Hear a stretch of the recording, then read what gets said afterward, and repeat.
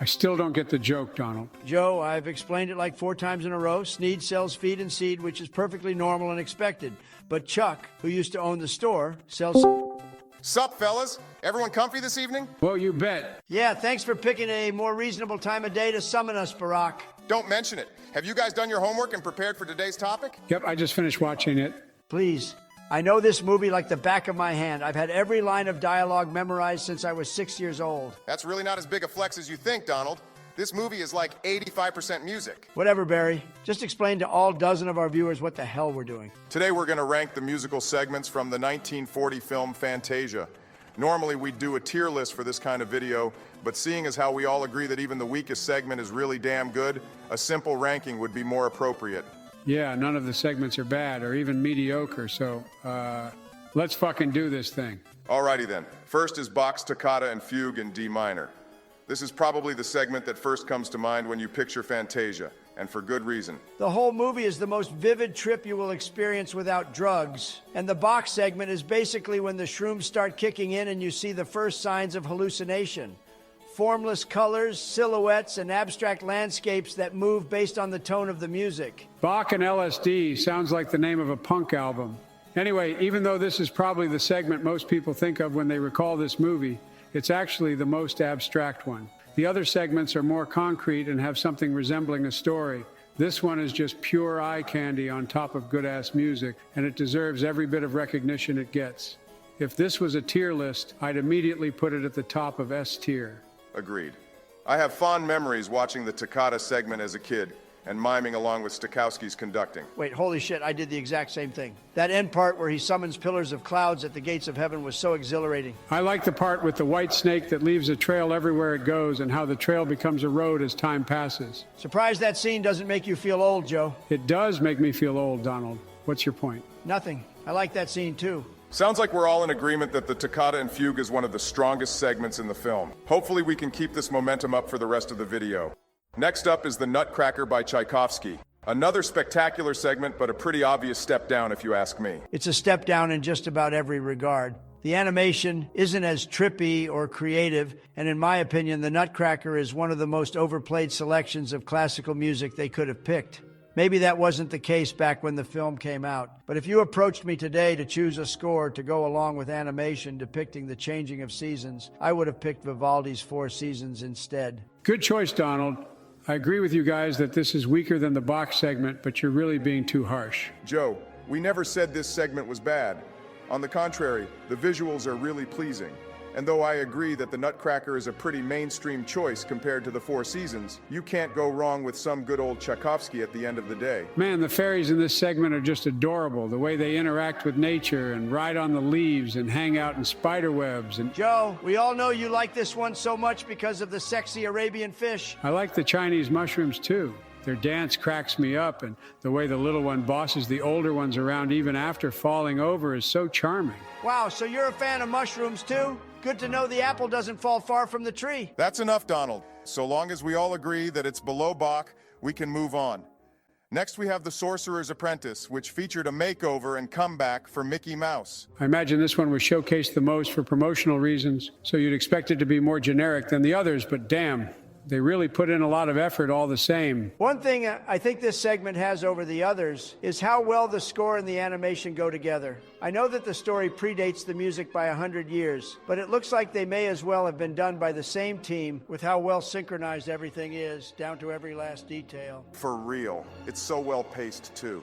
Mickey is allowed to power trip for the perfect amount of time before the reality of the situation hits him like a bucket of water to the face, and he realizes he doesn't know how to stop the broom spell. Oh, and I love when he acts as that old wooden fucker, like suddenly it's a horror movie. What was this movie rated again? The MPA wasn't invented when this movie came out, but according to IMDb, it's rated G. You gotta be fucking kidding me. It was a different time, Joe. Frankly, there's a lot edgier stuff in this movie than the axe scene. The fact that one of the more cartoony segments in this movie has enough edge to shock grown-ass men in this day and age is all the proof we need that we are indeed living in the gayest timeline. You got that right. You were elected in this timeline. Weird self-own, Joe. Anyway, sounds like we're pretty big fans of this one, too. I say Sorcerer's Apprentice is above the Nutcracker, but below Bach. It's a fun watch and a delightful story put to sound and screen, but it doesn't have the same wow factor as the first segment. I can get behind that. It doesn't leave a deep, soulful impact the same way Bach does. It's at this point in the trip when your mind wanders and you start making up crazy scenarios based around ordinary household items that fall into your line of vision, like a broom. Are you speaking from personal experience, Donald? Yes, and the biggest fans of this movie will tell you the exact same thing. Just ask Hunter Joe. I don't think he's ever seen this movie. Let's just check out segment number 4. That would be Igor Stravinsky's Rite of Spring. S tier. I mean, top of the list. Don't even fuck with me on this one. Ooh, is this the one with the dinosaurs? Yes, Joe. I love that one too. I don't know if it's my favorite, but it's up there for sure. Then sit back and let me explain to you why it's the best one without a doubt. You too, Obama. Just state your case already. Rite of Spring has the same soul-rending intensity featured in the Toccata and Fugue, but it tells a real-life story about nature, just like the Nutcracker. Disney's take on the Earth's beginnings is otherworldly, brutal, and instantly memorable. The dinosaurs are everything you want them to be, terrifying and imposing, but also majestic and even cute when they need to be. Seeing them die slowly from global warming is heartbreakingly tragic. And the earthquake scene is a perfect demonstration of how cruel and unforgiving nature can be. All in all, the Rite of Spring segment is a tour de force that anyone at any age can appreciate. Top of the list, or so help me God, I'll steal all your toilet paper. I don't think it's the best. Oh boy, here we go. Barack, you better start talking. Well, first of all, the Rite of Spring is too long. Horseshit. It's at least 20 minutes long, Donald. That makes it one of the longest segments, if not the longest. How is that a negative? That just means more of the best part. It overstays its welcome, and unlike the Sorcerer's Apprentice, the pacing is uneven. Yeah, it doesn't tell a continuous story all throughout. What did you expect? The score goes out of order and leaves out some of the coolest and most difficult movements from the ballet. Oh, stop regurgitating what Stravinsky had to say about it and come up with an original critique. Why don't you? Fine! How's this? It goes completely against the source material. None of the segments stay 100% true to the original source material, Barry. All that's important is that the same themes are here, which in this case is to illustrate primitive life. Deems Taylor says so in the damn movie. The Rite of Spring is supposed to be about pagan rituals in the Russian boonies, Donald, not fucking dinosaurs. You're telling me you'd rather watch a gaggle of coked-out mystics and knock-kneed braided Lolitas bumping into each other in a barren field like the goddamn Teletubbies for 20 minutes on end? Well, if it has the Lolitas in it, then yes. Shut the fuck up, Joe! All right, fine, whatever. Just saying, you guys might want to tone it down. I could do this all day, Joe. Oh, I'm not even halfway done. On top of everything else, this segment is scientifically inaccurate. I swear to God, Obama, you better not say what I think you're about to say. The designs of many of the dinosaurs are laughably outdated and have no basis in reality. It's the most dated part of the movie, bar none. Oh, fuck this midwit Reddit tier take. That's not the fault of the movie, and you know The it. battle between the T-Rex and Stegosaurus would never have taken place. They existed almost 90 million years apart from one another. You're a fucking turd wrangler, Barry. That battle is iconic. It's barely a minute long, Trump. Oh, what was that about this segment being too long for you? Enough already, you guys. We'll be up all night if you keep bitching like this, and I need to go to bed. You're right, Joe. I'm sorry. For the record, I can keep on going. But God forbid, Sleepy Joe misses out on his beauty sleep. Thanks for understanding, guys. Anyway, I'm glad that Disney decided to take some artistic liberty with this one and not stick with the source material. It wouldn't have been nearly as interesting, and he probably wasn't too familiar with Russian paganism anyway. However, like Donald said, it nonetheless captures the primordial essence of the ballet and gives the viewer more or less the same experience. Score one for Donald. Please shut up, for the love of God. On the other hand, I can't deny that it feels pretty long. And even though this is an abridged version of the ballet, not hearing certain movements brought to life is pretty disappointing. Booyah! God damn it, Joe. This isn't going to be an easy choice for me, fellas. I think it's better than the Nutcracker and Sorcerer's Apprentice for sure, but I'm torn over it going above or below the Toccata and Fugue.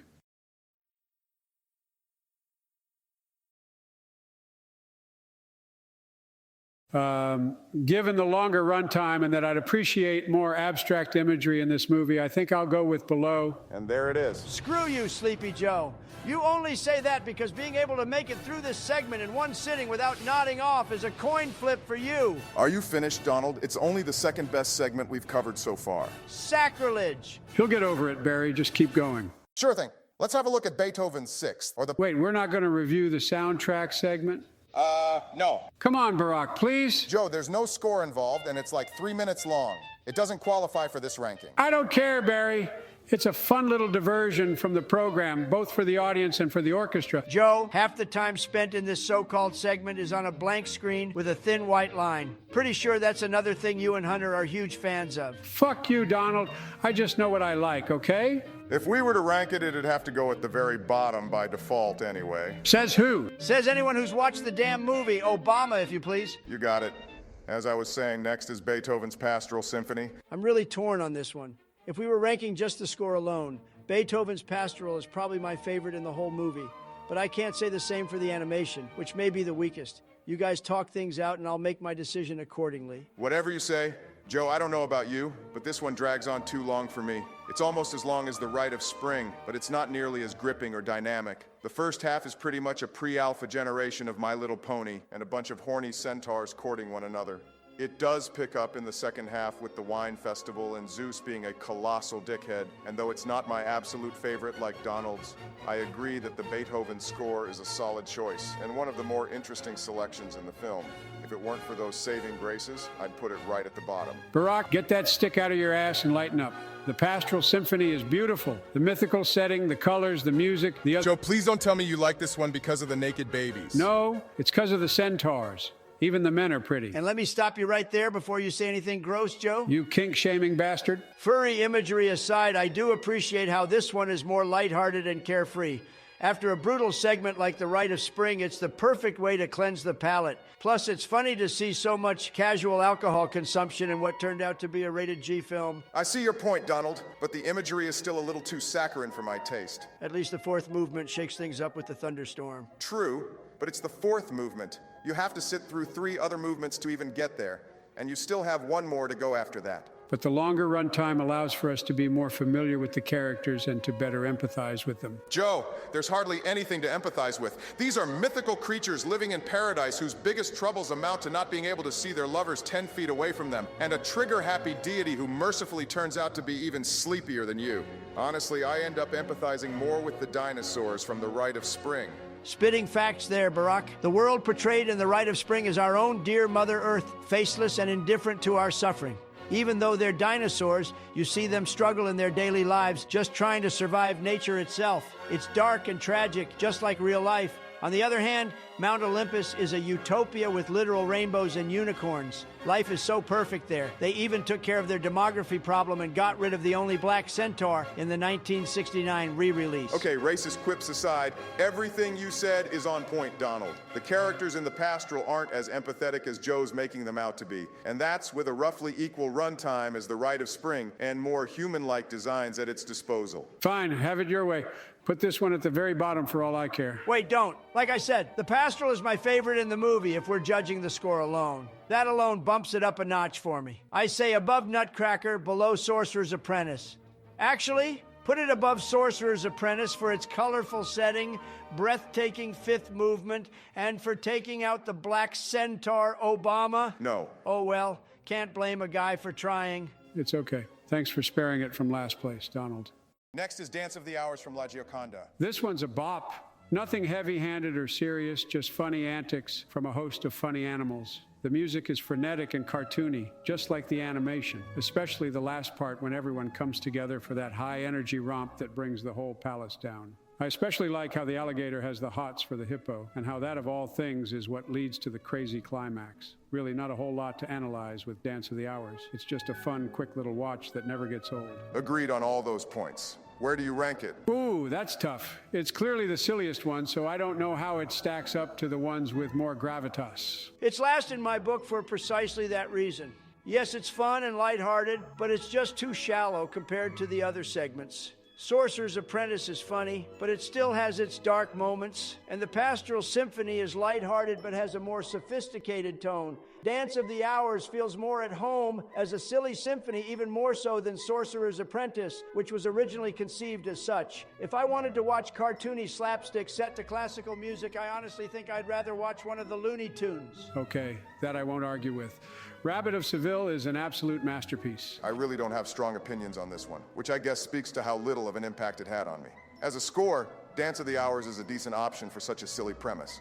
But since you brought up Rabbit of Seville, I think Rossini's music would have worked better with something like this. I also agree with Donald that it doesn't quite fit the Fantasia brand. What do you think, Joe? I won't lie, you guys bring up some valid points. Ever since Donald put it in my head, I can't stop comparing it to Rabbit of Seville, which seems like the better cartoon in just about every regard. The slapstick is better, the pacing is more satisfying, the premise is more creative. And though it's just preference, I like the Barber of Seville's overture more than Dance of the Hours, though they're both great selections. So where's it gonna go?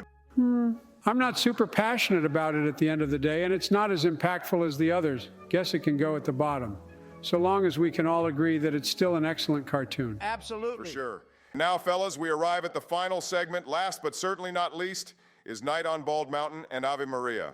Okay, this one I am passionate about. This is the darkest, edgiest thing that Disney has ever created, and it's basically guaranteed to stay that way forever. Night on Bald Mountain is an appropriately horrifying score, and the animation is so insanely good that when I showed it to my friends for the first time, they didn't believe me when I told them it came out in 1940. Hey, Joe, next time tell them that it was also made by Disney. I guarantee their heads will explode. Will do, fam. Anyway, you're right on the money with this one.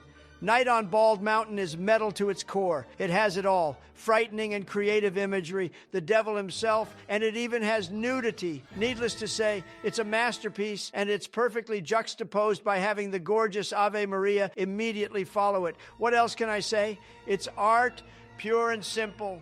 If you don't feel anything stir inside you from watching this, you truly have no soul. I can only imagine the state of shock and awe the original audience must have been in when this premiered.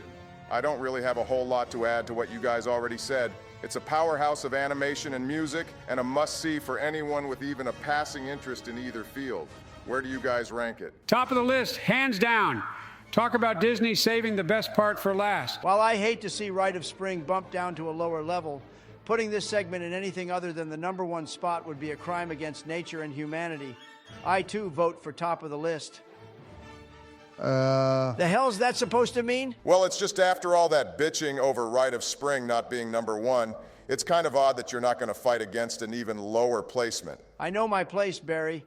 Rite of Spring is my personal favorite, and I still do think it's better than the Toccata and Fugue. But on an objective note, I know it doesn't stack up to the last segment. They're both very compelling, but the animation and theme of the latter is just more powerful at the end of the day. Barry, don't tell me you have reservations about putting this at the top. I mean, everyone who's ever ranked these seems to unanimously agree that this is the best one, and I want to see if we can break that trend. If I had to nitpick, I'd say the Ave Maria section is too simplistic in terms of animation. Say what? All it is an infinite line of people walking slowly into what I guess are supposed to be the ruins of a temple, carrying candles, maybe. Yeah, no shit, they're candles, Barack. Even blind, sleepy Joe could tell you that. Actually, I always thought they were giant orange slices as a kid. It all amounts to about 3 or 4 separate shots, and that's it. But it's simple by design, Barry. The tranquil atmosphere and slower pace are supposed to further contrast with the demonic, fast-paced mood of the first part. I understand, Joe. I'm just saying it's a little vague. Oh, boo-hoo. Barack can't use his imagination to figure out what's going on. Has your brain turned to mush after being pegged by Michelle one too many times? You guys settle the fuck down. Those were only nitpicks, and they don't keep this segment from being among the best. Since you two will never let me hear the end of it if I say otherwise, I'll put it at the top. Damn straight you will. Well, that about wraps this ranking up. Here's what our list looks like.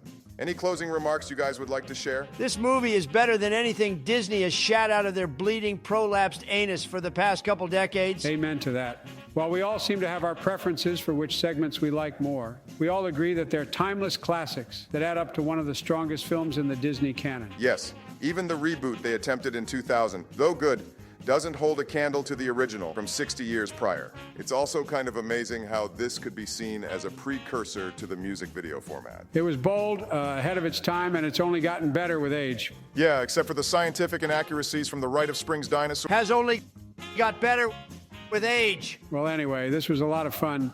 I'll see you later for the next random topic. I gotta go to bed. See you, Joe. Bye, Sleepy.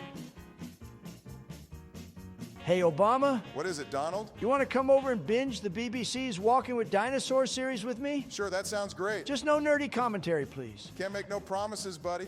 You might learn something. All right, word. I'll whip up some dino tendies for us in the meantime. Damn, what a treat. Too bad Joe's gonna miss all of this. We'll make it up to him some other time. I'll see you then. See ya, homie. Thanks for sticking out to the end, boys and girls. Please like the video and feel free to suggest another crazy, obscure topic for me and the other presidential goofballs to talk about. Peace.